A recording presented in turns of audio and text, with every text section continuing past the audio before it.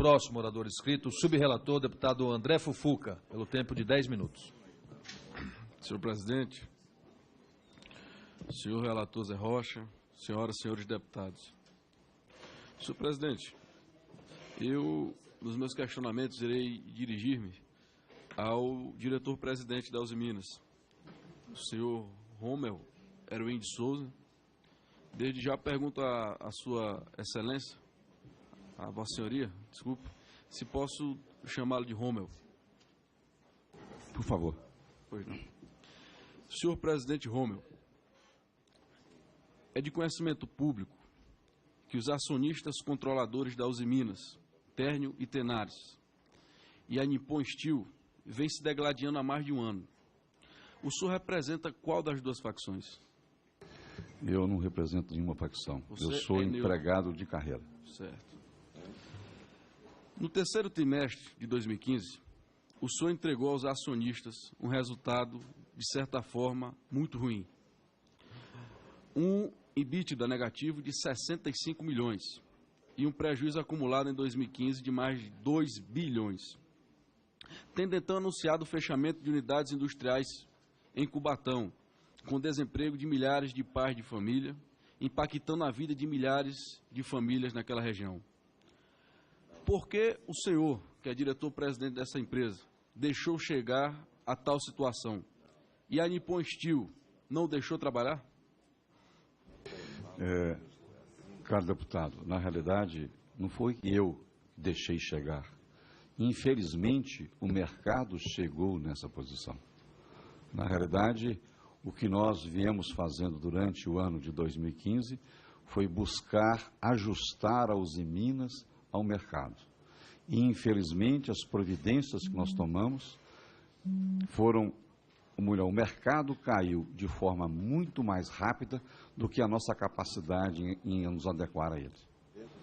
Então, eu, como ninguém da diretoria executiva, podemos atribuir aos membros do Conselho a responsabilidade por esses resultados. Em momento algum, nós fomos dificultados na nossa tarefa.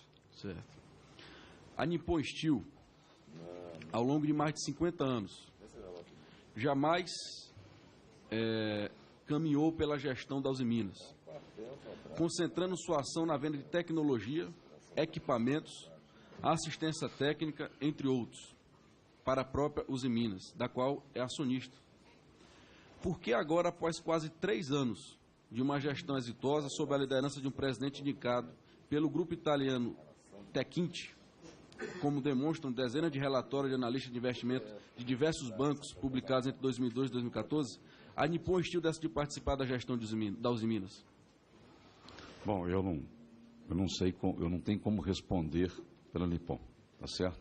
Mas o que eu quero salientar é o seguinte: a Usiminas é uma empresa que foi criada em 1956 e foi consolidada somente nos idos de 1958 com um acordo chamado Lanari-Horikoshi. Lanari é o nome do primeiro presidente da Usiminas e Horikoshi é o japonês que assinou. A Usiminas só saiu do papel e virou uma empresa depois que o japonês resolveu investir. Existe um significado especial da Usiminas para o povo japonês pelo seguinte: a Usiminas é o primeiro grande investimento japonês fora do Japão após a Segunda Guerra Mundial. Então, quando o Japão saiu para mostrar para o mundo que ele tinha conhecimento, que ele tinha tecnologia, ele o fez no seu primeiro investimento na Usiminas. Certo. Sua senhoria há pouco relatou que as alterações de mercado acabaram por causar um prejuízo, por levar a empresa a ter um grande prejuízo. Porém, em um levantamento feito pela minha assessoria, no mesmo período, a Térnio, do grupo italiano Techint, inclusive maior acionista da Usiminas, apresentou resultados que a colocaram como uma das siderúrgicas mais lucrativas do mundo. Eu lhe pergunto, a que deve isso? A razão é muito simples. Esse resultado é do México. Ou seja, ele se beneficia do crescimento da siderurgia americana, que infelizmente nós não podemos participar porque já colocaram contra nós uma ação antidumping. Então, o resultado do grupo Tequinte, ele é das operações no México. Certo. É sabido também que o setor siderúrgico, a nível mundial, passa por grandes dificuldades. Entretanto, nenhuma siderúrgica tem apresentado os resultados catastróficos da Usiminas, ou mesmo adotado as decisões de fechamento de unidades industriais como as que foram tomadas em relação a Cubatão. Se de fato precisam ser tomadas, por que só agora, depois de todo esse prejuízo, foram tomadas? Deputado, na realidade, a paralisação de unidades de produção está ocorrendo no mundo inteiro. Só para que a gente possa ter uma referência, se a gente pega essas publicações técnicas que falem sobre China, nós vamos ver o seguinte: olha, a China já está cortando produção e mais, estão cortando salário. Cortar salário, fala em corte de salário de 25%. Então, está sendo paralisada usinas nos Estados Unidos, está sendo parado mais algumas unidades aqui na América do Sul, está sendo paralisado unidades na Europa. Então, a paralisação ela está sendo generalizada. Então, não é só um benefício das Usiminas, não. O que pode ser que, muitas das vezes, isso não vem com tanta tônica essas notícias. Mas, para quem trabalha com as informações técnicas, isso é bem colocado. Certo. Na subrelatoria que eu fui designado pelo presidente, nós estamos à frente das questões dos estados, das dívidas dos estados, dos impactos financeiros, ambientais e sociais nos estados e cidades brasileiras. E essa pergunta que irei fazer tem a ver com isso. É de conhecimento público que a Usiminas possui um incentivo fiscal concedido pelo Estado de Minas Gerais, aumentando a competitividade da companhia, que economiza milhões em seus cofres mensalmente. Também é de conhecimento que a Usiminas possui uma dívida milionária com o município de Ipatinga, que está em situação financeira muito frágil, como grande parte dos municípios do nosso país. A Usiminas também compra minério de ferro de fornecedores listados como grandes devedores do Estado de Minas Gerais. Eu lhe faço a pergunta: a marca da gestão da Usiminas é dever aos cofres públicos de quem mais precisa e privilegiar os grandes devedores do Estado de Minas Gerais? Não, não é essa a nossa marca. A Usiminas foi concebida para receber matérias-primas via ferroviária em sua unidade de Ipatinga. Volto a dizer, a cidade de Ipatinga é uma cidade importante para o Estado de Minas Gerais.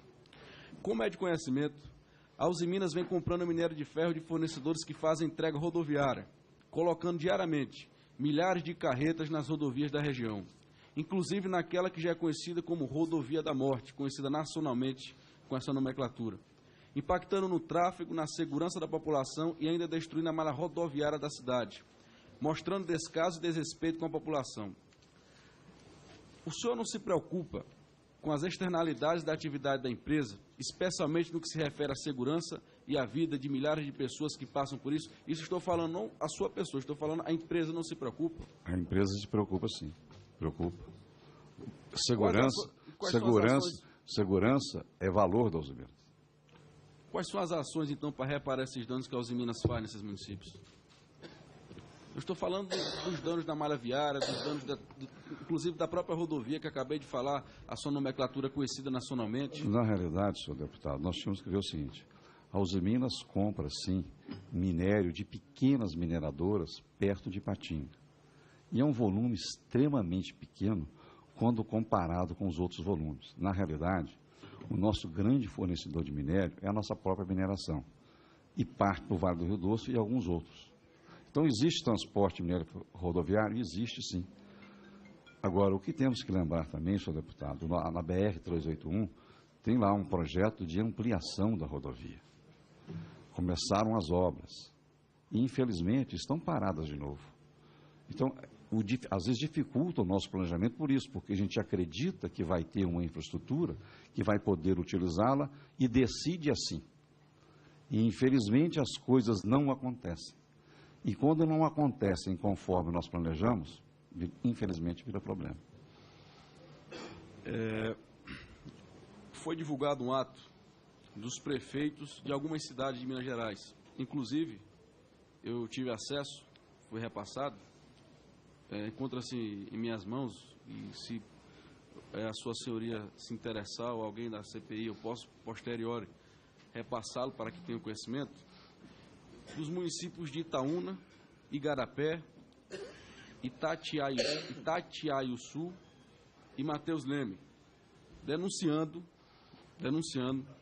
que os rejeitos de minério produzidos na região, inclusive na mineração e minas, estão afetando todas as nascentes e cursos que levam água aos citados municípios, abastecendo também a represa do sistema Serra Azul, em que todos os córregos foram assoreados, prejudicando diretamente toda a população que depende dessa água para agricultura, horticultura e pecuária.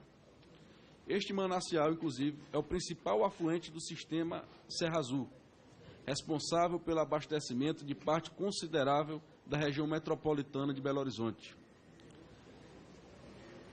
O que o Grupo Usiminas tem a dizer sobre esse ato feito pelos prefeitos e qual o impacto que essa denúncia feita pelas prefeituras dessa região tem para a sociedade que depende dessa represa e, principalmente, a todos que dependem desse sistema? Senhor deputado, eu desconheço esse manifesto desses prefeitos. Eu não sei quando nem foi feito. O manifesto é do dia 29 de outubro. Desse ano? Desse ano. Tá, então, infelizmente, ainda não chegou ao meu conhecimento. Eu irei tirar uma cópia e por favor, entregarei. Por favor. Na realidade, tivemos algum problema, algum tempo atrás, de contaminação de água, de alguns cursos d'água. Mas que todas as ações foram tomadas e devidamente corrigido o problema. Se tem essa manifestação, eu, infelizmente, ainda não a conheço. Senhor presidente, agradeço ao senhor Romeu pelas respostas, por não ter se furtado de responder a nenhum dos questionamentos que fiz. Me considero satisfeito pelas indagações. Agradeço ao subrelator, deputado André Fufuca, e passo a palavra agora ao próximo orador inscrito, o primeiro vice-presidente, deputado Miguel Haddad, pelo tempo de 5 minutos.